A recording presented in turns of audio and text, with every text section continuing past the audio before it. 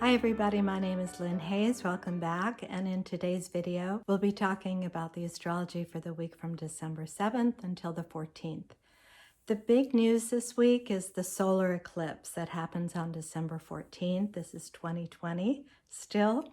The solar eclipse is coming on the heels of a lunar eclipse on November 30th. These eclipse seasons bring us a pair of eclipses, a lunar eclipse and a solar eclipse. In this pair of eclipses, we had the lunar eclipse, which was conjunct the north node of the moon. The nodes of the moon, as you may recall, are the points in the sky where the path of the moon crossed the path of the sun. The ascending node is called the north node. The descending node on the downward path is called the south node. These points are known to be points of fate. The south node has to do with where we come from, what's familiar. The south node also talks a little bit about what holds us back. Sometimes the things that are the most comfortable, the most familiar, the places where we retreat in order to feel safe, sometimes those things are the same things that hold us back from the future, which is the north node. And the north node, of course, is always in an opposite sign. With the nodes, we're dealing with polarities. And right now we have the Gemini-Sagittarius polarity. The south node is in the sign of Sagittarius, which is a sign of belief systems, optimism, faith, and expansion. But when we're talking about the polarity between Gemini and Sagittarius, we're really talking about how we process ideas. They both have to do with ideas and learning, but with Sagittarius, we become very fixed with a certain idea that gives our life meaning, and it becomes our truth. Now, because Sagittarius is always looking ahead, we then start to look at the next truth. But we're still looking for that one thing that's going to give us meaning. Whereas with Gemini, we're more open-minded, more curious. We can also be dilettantes. We can be indiscriminatory, non-discriminating might be a better word. We can just look at everything and not really make any kind of judgment. Neither is good and neither is bad, but because we have the South Node in Sagittarius right now, that suggests that our belief systems that have controlled us for our whole lives and for quite some time will need to fall away. And I think we're seeing that right now with the COVID situation because our lives are so different and there's so much that we can't do. So many of our beliefs are falling away as we start to reconstruct our lives in a different way. The North Node is in Gemini, which suggests that we keep an open mind. Gemini is really about trying on many, many different experiences to see which one is going to work. The lunar eclipse was conjunct the North Node, and the lunar eclipse was at the full moon in Gemini. So we had the moon in Gemini, opposite the sun, conjunct the North Node. So the North Node is pulling us into the future, and the South Node conjunct the sun is saying, let go of your ideas, let go of the things that you thought supported your life because we're in a different phase now. Of course, I'm adapting this interpretation for our current situation. Now we have the solar eclipse. The sun and moon are aligned. It's the new moon in Sagittarius. We're building new belief systems. Sagittarius is ruled by Jupiter. It's the sign that has to do with religions and philosophies, has to do with travel and exploration of other belief systems. So with the sun conjunct the moon in Sagittarius, and we also have Mercury conjunct the sun and moon, all in Sagittarius, conjunct the South Node. So this is very much about ideas and philosophies and really examining our belief systems to see what we can take forward with us and what we have to leave behind. So it's an interesting paradox. We have the new moon, which is a new beginning, conjunct the South Node, which is the past. So we have to let go of the past before we can really forge that new beginning. And I feel like that's the lesson of this solar eclipse. In the solar eclipse, the shadow of the moon, of course, darkens the sun. The sun represents our conscious intention, and the moon represents our instincts, the way we operate on a more internal level when nobody's looking. It's our deepest feelings, our deepest fears, all of the things that come out at night are associated with the moon. So in the solar eclipse, the conscious light of, this is what I want, this is who I think I am, is eclipsed by the shadow of the moon. And so these lunar instincts are able to come out in a way that they might not normally be able to do. Because remember, at the moon is actually dark. It's the dark of the moon. It's the end of the lunar cycle.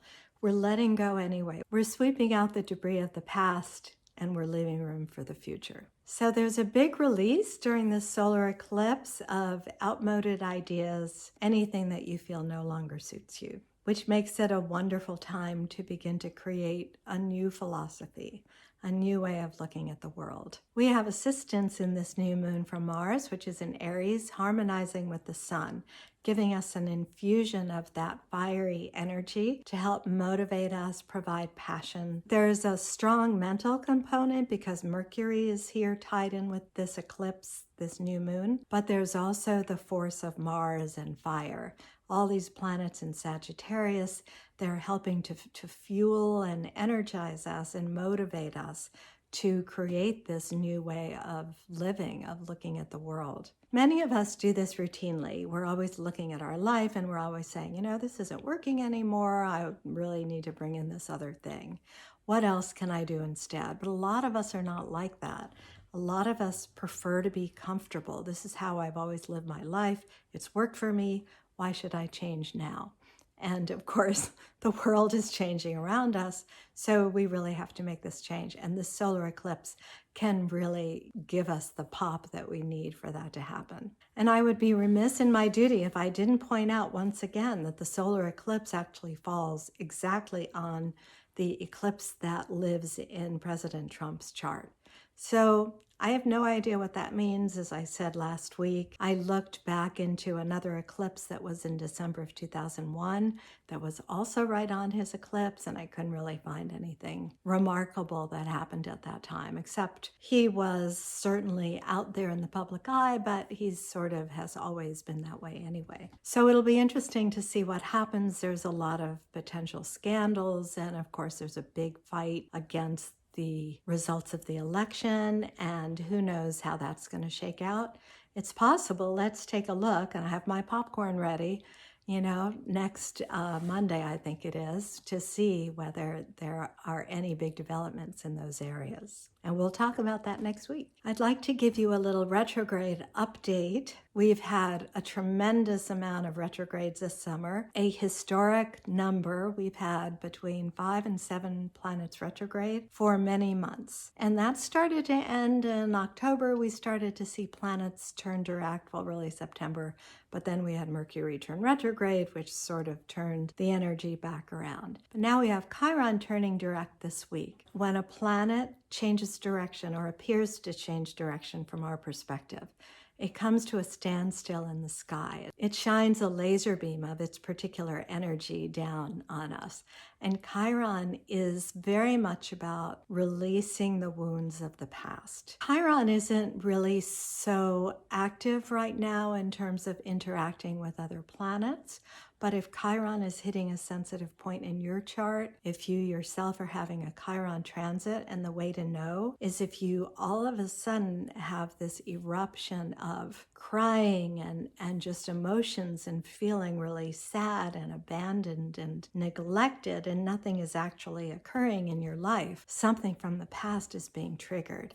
And there's an opportunity always with Chiron, which remember is shining this laser beam down on us from the sky. There's always the potential that these old feelings, once they come up, once we vomit them up, if you will, that they can be released, and then we can be freed and liberated from them. The other thing about this is we will be left with only one retrograde planet, which is Uranus, and it will turn direct in January. So we're pretty much done with the summer of retrogrades, and life is moving forward. There's a vaccine, and it was already approved in the UK, so that will be interesting for all my friends in Britain and Scotland to see how that's going to affect your lives. We will start to see things turn around, but life is not going back to normal, and we are having to recreate our lives in new ways. So with the solar eclipse, that's going to shine a big light on how we can most effectively make that change. The other big thing that's happening is I kind of debated whether to even talk about this because it involves Eris. And Eris is a planet that was recently discovered. It was classified along with the dwarf planets. Eris is called the goddess of discord. Very briefly, she is the goddess who threw the golden apple into the party. She was mad that she wasn't invited, so she threw this golden apple that said "to the fairest," and then she let all the goddesses duke it out. That started the Trojan War. There's a sense with Eris of small events that happen that create big changes. What's interesting about Eris right now is that Pluto is in a square to Eris. Over the past few years, we had Uranus in a square to Eris, and Pluto has actually been in this square to Eris for quite some time, for most of the year. Pluto is the planet of destruction and regeneration. Eris is the planet of discord and chaos. And if you look back at the last year or two, we certainly have had quite a bit of this. The square from Pluto to Eris first began in January of 2020, and that was at the same time that the Saturn and Pluto conjunction was beginning. So Saturn was also square to Eris at that time. There is evidence that's coming up now that the virus was actually penetrating around the world even last fall. But it started to come out into the mainstream of our consciousness when the Saturn-Pluto conjunction happened on January 10th. Saturn and Pluto, when they come together, there can be a lot of fear, contraction, repression, and, we certainly have seen how that played out. And then when you add this influence of Eris, which is chaos and discord, this is not a virus that acts like any other kind of illness. We don't seem to be able to predict how is it going to behave. Are people that are asymptomatic contagious or not? Will a young person die from it or not? There's so much that's just not known, and there is a lot of discord. I'm a person that likes to believe that there is a meaning to life. And this is what I love about astrology, is when crazy things happen, we can see that there's an accompanying planetary configuration usually. So when something is kind of chaotic and doesn't seem to have any rhyme or reason, it disturbs me personally, because I like to know the answer. What is the truth? I want to know. We don't really know right now. And the square from Pluto to Eris is going to continue into October of next year, of 2021. So during this period, I believe that things are, it's like all the balls are going up in the air. We don't know where they're going to come down. We're trying to juggle them, but we can't even really see them. We don't know where they are. Just even knowing that gives me a sense of comfort. Things are crazy right now, and we can't control them. And so we have to find a way in our own lives that we can manage, that we can make it through. I know that a lot of you are having some serious difficulty. People have lost their jobs. People are losing relationships. Some people's relationships are getting stronger. Whatever happens in our lives, there is always the potential to build something fresh, to build something out of the ashes that will better serve us than where we were before, especially with the solar eclipse right now. That's where I feel we need to really put our attention and see how do we want to move forward given the situation that we find ourselves in. So with that in mind, let's talk about the week ahead. On Monday, the moon starts out the week in Virgo. Later in the day on Monday, the moon makes a square to the Sagittarius sun, and it opposes Neptune, which is in Pisces. That translates, we call it, the upcoming square from the sun in Sagittarius to Neptune in Pisces, which is going to happen on Wednesday. So during these few days, the square between the moon, which only lasts for a few hours, but it kind of activates the square from the sun to Neptune. The sun is moving closer to being in range of that square. This is a time that can be very creative because Neptune opens up the doors of perception. It opens up the doors of imagination and magic. But there's always a danger with the hard aspects, the squares and oppositions, that we might fall into that magic. We could fall down some kind of rabbit hole and get lost in our fantasies and our imagination. This will last certainly between Monday and Wednesday and possibly into Thursday as well. Now there's other influences that will happen at the same time. And because the moon is in Virgo, which is much more concerned with the details of the mundane world, that inspires us to want to keep our feet on the ground. And on Tuesday, December 8th, the Virgo moon is going to harmonize with Venus, which is in Scorpio, and it will form a trine to Pluto in Capricorn, and this is all in the early morning Eastern Standard Time. Please adjust for your own locality. And then in the afternoon, the Virgo moon will form a trine to Jupiter and Saturn. So these are very grounding influences that will help to keep our feet on the ground while we're being drawn into the Sun-Neptune mystical imagination fantasy. So that's kind of a good combination to have both of those together, but they can also often pull us in two different directions. In an ideal world, we integrate them, we have our flights of fancy with the Sun-Neptune, and then we do the things we have to do. Maybe organize the creative influences into some sort of a routine or ritual, which helps us to combine the imagination, the creativity, with the structure of Virgo and the Capricorn planets. Then on Tuesday around 7 o'clock in the evening Eastern Time, the moon will leave Virgo for Libra. For the next couple of days, relationships are very important. When the moon is in Libra, we really seek harmony. We want our relationships to be harmonious. We want them to be fair. We want to understand other people.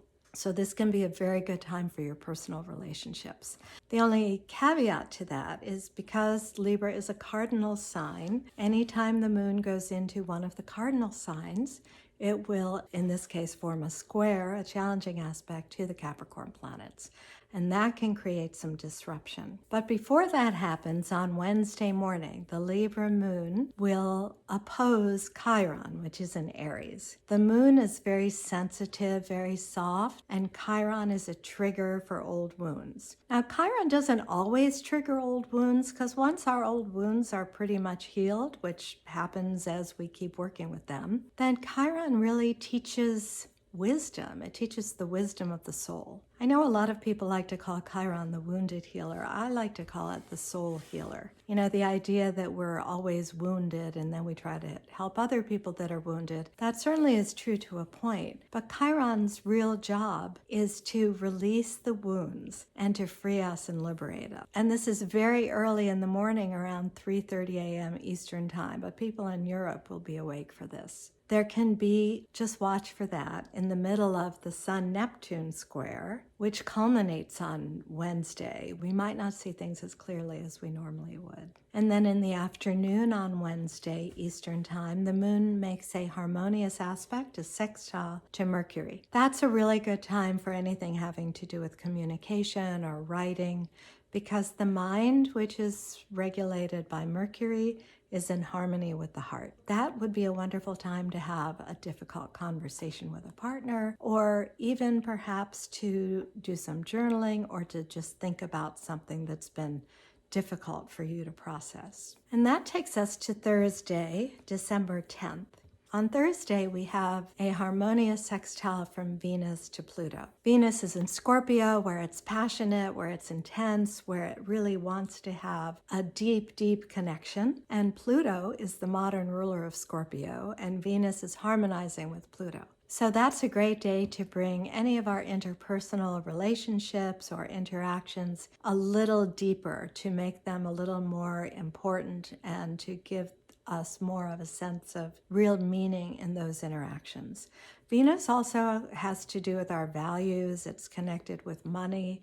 This is probably going to be a pretty good time for financial markets. It can also be a time which enhances our creativity. We have Venus in a sextile to Pluto. We have the moon in Libra, the sign that's ruled by Venus. So there's likely to be a focus on beauty and on aesthetics and what gives our life a sense of, just general loveliness under Venus. Things could get a little bit intense because Venus is harmonizing with Pluto, but at the same time, the moon in Libra is in a square to Pluto. The lunar aspects just last for a few hours. They're just like a breath in the wind. So I feel like the Venus sextile is going to have a stronger effect. But watch for that square from the moon to Pluto at about 10:30 in the morning.